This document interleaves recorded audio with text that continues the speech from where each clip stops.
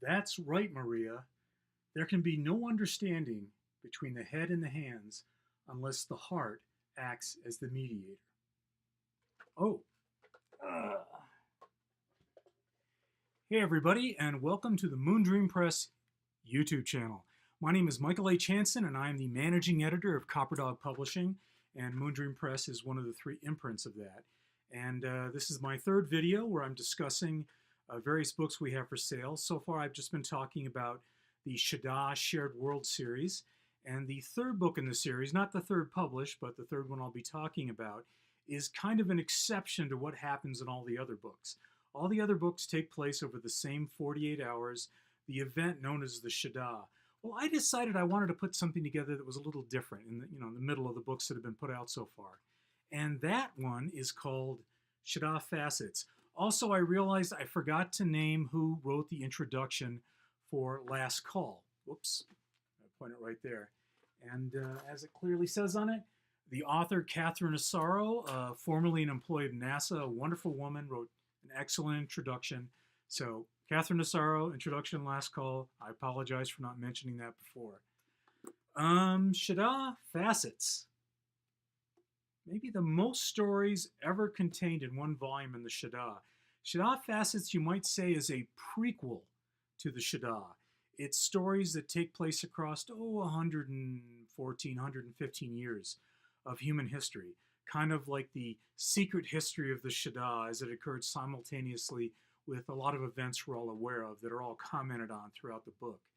Another thing that drove all my authors crazy, including the author who is the editor of the series, Ed McEwen, was that I insisted that every single story in this volume be written in the epistolary style. Like if you've ever read Dracula, Dracula reads as a whole bunch of newspaper articles, journal entries, cable messages, magazine articles, just all of that. Yeah, but it tells a story, and it gives it a kind of a verisimilitude, believability that I always enjoyed when I first read Dracula. And I decided I wanted this to be that. And of course, some people tried to sneak around that. They'd submit me a story, and I'd realize the first 2 pages of it, and then the final 2 pages were written in the epistolary style, but like faded in and out of an actual story, like maybe a movie you've seen where you're reading somebody's journal and then it fades into the actual film. And I was like, no, not going to let that happen. Everybody had to write their story from beginning to end in, once again, I'm saying that word, the epistolary style. So I think it makes it something special. I'd like to read the author's list because it is quite long.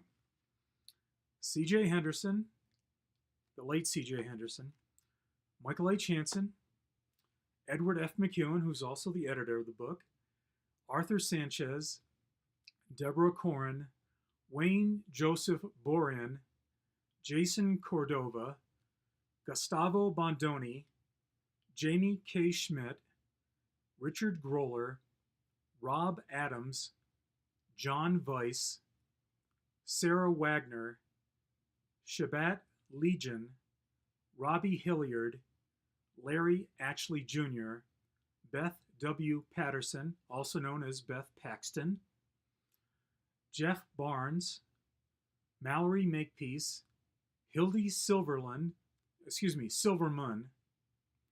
Terrence Ulysses Cork, the late John Manning. It was a friend of mine. He had his own press that a couple of my stories had appeared in, and unfortunately John's no longer with us. Dina Leacock and Allison Chrysler Smith. Basically 24 terrifying tales of the past and the present.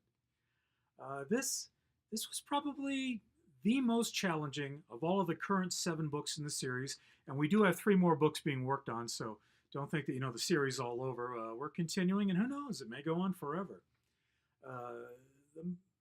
Probably the most stories, even more than Tales of the Apocalypse. So you're really getting your money's worth when you check this baby out. I guess I could give a little bit away about what's going on here. You find it out in the first chapter. Basically, there's a character who has a dream.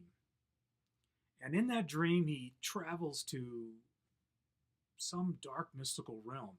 And in the course of his adventures, he wakes up in his bed. He's a doctor, and he wakes up in his bed on the East Coast, and he's clutching like a skull size, not skull shape, but skull size chunk of black diamond. But it's not like black diamond, which is like fragile, or whatever. It's something that's like that.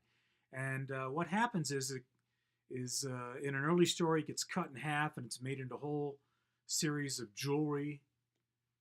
And then that jewelry gets spread around the earth, and so a whole bunch of stories are about how that jewelry, warps reality and causes strange things to occur. And then much later in the 20th century, the other half of the diamond is found, and it's actually a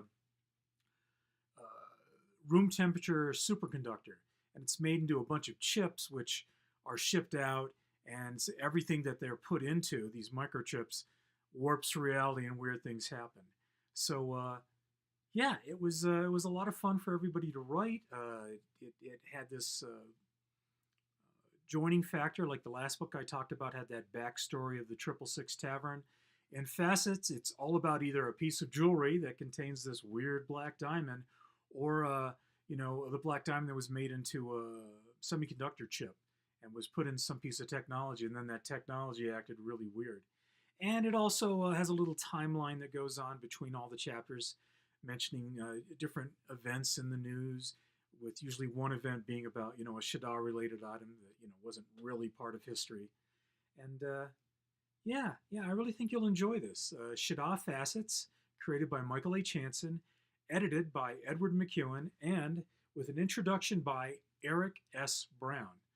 I hope you enjoy reading it. Remember, it's on Audible, it's on Kindle, and it's right here in trade paperback.